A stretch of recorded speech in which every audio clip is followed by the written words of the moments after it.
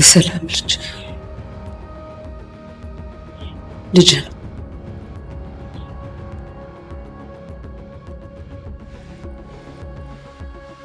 ከሰላም ጋር ተኝታል።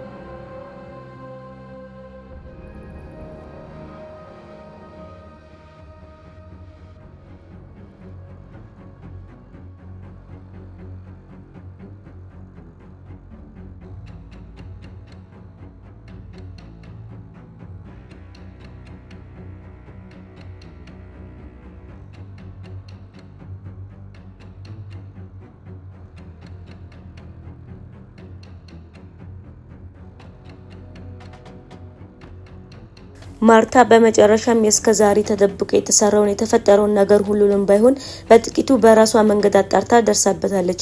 ሰራተኛው አርግዛ የልጁም አባት ማንነት ሳይታወቅ በጎረቤቶቿ በእህቷ እንዲሁም በአካባቢ ላይ ባሉ ሰዎች ሐሜት ሳትሸበር እስከዛሬ ድረስ ባሏን ባለምንም ጥርጥር በሙሉ ልቧ አምና የሁሉ ጊዜ ብትቆይም ዛሬ ግን የስከዛሪ ሐሳቧ ባሏ ላይ የነበራት ሙሉ እምነት አንዱም ሳይቀር ተነዷል። ሰላም የወለደችው ልጅ አባት ደረጀ መሆኑን አስቀድሞ ያወቁት ልጆቹ የቤተሰቡን ሰላም ለተወሰነ ጊዜ አስጠብቀው ለመቆየት ጊዜ ለማራዘም አስበው ተመካክረው አቢጌል እንደታመመች ቢያስመስሉ ነገር ግን ሐሳባቸውን ፈጽሞ ከአንድ ቀን የዘለለ የእረፍት ጊዜ ሊሰጣቸው አልቻለም ነበር። እሷ ሆስፒታል አድርሰው የተመለሱ ናታንና ዳጣ ሶፋ ላይ ተቀምጠው ማውራት ይጀምራሉ። ምንም በንዴት ዶክተሩ ግን በጣም ቀሽም ነው እንዴት እንዳናደደኝ ብታይ ብሎ ሲላትም ዳጣም ላል እኔ ራሱ እንዴት ብሽቅ እንዳልኩኝ እንደዛ የለመንኩት ሙያዬ ግዴታዬ ነው ይላል እንዴ? ቆይ ሙያዬ ግዴታዬ ከሰው ልጅ ይበልጣል እንዴ? ብላ ስትለውም ናታንም ከሰው ይበልጣል አይበልጥም ግን እሱ ምንም ሊረዳን አልቻለም።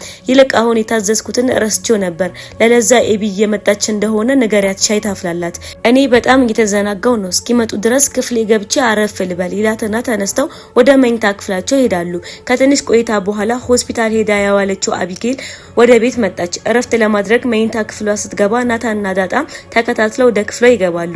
ዳጣም ትቀጥልና ኤቢ እንዴት ነሽ አሁን ተሽሎሻል አይደል ብላ ስትጠይቃትም እሷም እኔኮ በጣም ግራ ገባኝ መርፌን ደግሞ በጣም ነው የሚያመው ብላ ስትላትም ዳጣም ይዞሽ እንግዲህ ምን ታደርጊዋለሽ ግን አሁን መድኃኒቱን እንዳትውጪ እሺ ብላ ስትላትም ናታን የሚቀጥልና አይዞሽ ኤቢ ግን ምንም ነገር አላወቅሽም አይደል ብታይኮ በጣም ተጨንቀን ነበር ለነገሩ የተሻለ ነገር ይሄ እኮ ነው ዲኤንኤ ውጤቱ ተቀብሎ ቢሆን ኖሮ እስካሁን በጤንነት ልናገኘው እንችል ነበር ብሎ ሲልም ዳጣም ትቀጥልና አው ግፋቢል ዛሬ አባዬና ማዬ አንድ ላይ እንዲውሉ አድርገናቸዋል ብላ ስትላቸውም አቢጌልም በንዴት እኔ ግን ይሄ ነገር ይበቃኛል ቆይስ ከመቼ ነው በዚህ መልኩ የሚቀጥለው እማዬ እንደዚህ አይነት ትልቅ ነገር አውቃ በጭራሽ ዝም አትልም አርፋ አትቀመጥም ስትላቸውም ናታንም አው ኤቢ ያውቃለሁ ግን ደግሞ ለትንሽ ጊዜ በዚህ መልኩ ቢቆይ ጥሩ ነው እማዬ እኮ አውቃለች ግን ደግሞ በፍጹም ሰው ማመን አቅቷታል መድኃኒት ለራሷ እኮ በግልጽ ነግራታለች ግን አላመነቻትም ብሎ ሊያሳምናት ቢሞክርም አቢጌልም አይናታም በቃ እኔ ከዚህ በላይ በዚህ መልኩ መቀጠል አልፈልግም ትላትና ለመተኛት ከክፍሏ ታስወጣቸዋለች።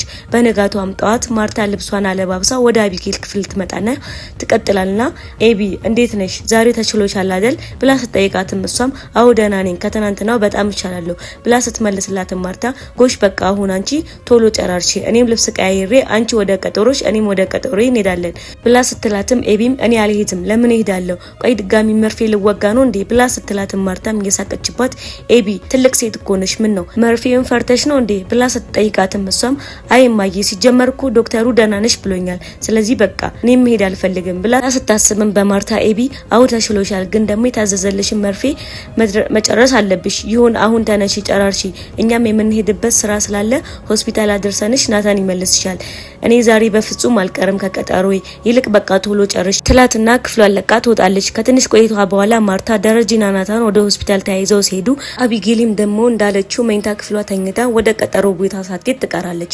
እንደታመመች የሰማው ማርጁንም እሷን ለመጠየቅ ወደ ክፍሏ ይመጣና ማውራት ይጀምራሉ።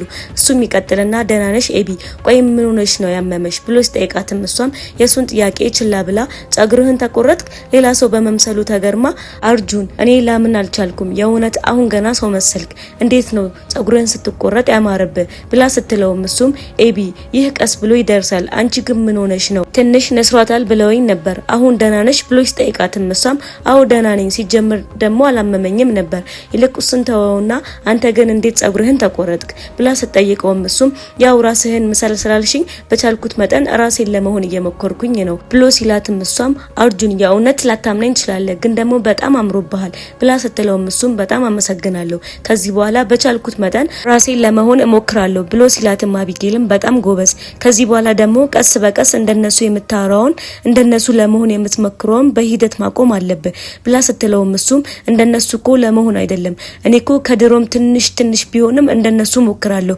ብሎ ሊያስተባብልም ሲሞክር አቢጌልም አዎ አርጁን ቋንቋ እኮ መቻል ጥሩ ነው፣ ግን ደግሞ አንተ ለጥሩ ነገር ተጠቀምበት፣ በቃ ሙሉ ለሙሉ እነሱ ለመምሰል መሞከር የለብህም ብላ ስትመክረውም አርጁንም እሺ ኤቢ አሁን በቃ ልሂድ፣ እናትሽ ወይ አባትሽ ከመጡ ይቆጡኛል ብሎ ሲላትም እሷም እሺ በቃ በጣም አመሰግናለሁ፣ ሁሌም ቢሆን በሚያስፈልገኝ ሰዓት ከጎኔ ስለሆንክ ከልብ አመሰግናለሁ ትለውና ይለያያሉ። ከዚያም በኋላ ነው ማርታና ደረጀ ዲኤንኤ ውጤቱን ይዘው ቤት የመጡት። ከተመለከቱት በኋላ ማርታ ደረጀ ይህ ሁሉ ጊዜ እንደዋሻት አይኗ አይታ ያረጋገጠችው። በቀጣይ ምን የሚፈጠር ይመስላችኋል? ሀሳባችሁን እንዲሁም አስተያየታችሁን ኮሜንት ላይ ጻፉልን።